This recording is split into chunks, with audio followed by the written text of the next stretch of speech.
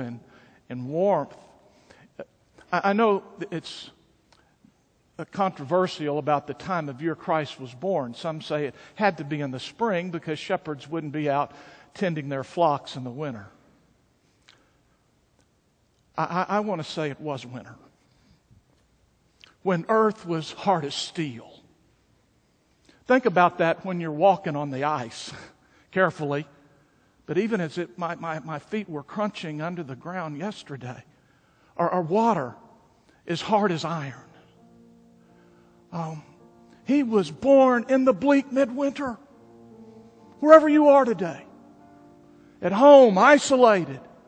Maybe you've been inside just these last few days and you realize how alone you can be. He was born in the bleak midwinter when the landscape was barren. Our hearts are empty. And He came in the midst of that. And He changed everything with it. That's what the song declares. Everything changed. No longer will you ever be without hope. No longer will you ever be without His presence, God among us. How great is our God. I'm just, to see those little fingers of an infant, to think of God Almighty, His fingers that night reaching out to His mother for love. The fingers that placed the stars in the skies came to touch us, to heal our hurts. How great is our God.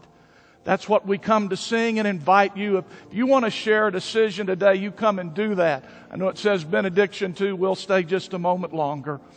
But if you need to follow Him, come in the life of the church, or be a part of how we want to carry the light into this dark world, because you see, in His coming, everything has changed. This world will never be as dark again because the darkness cannot overcome Him.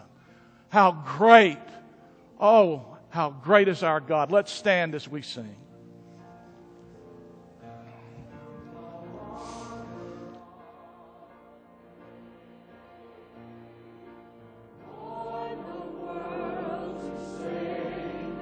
We invite you to join us again next Sunday morning for the worship hour from First Baptist Church Abilene.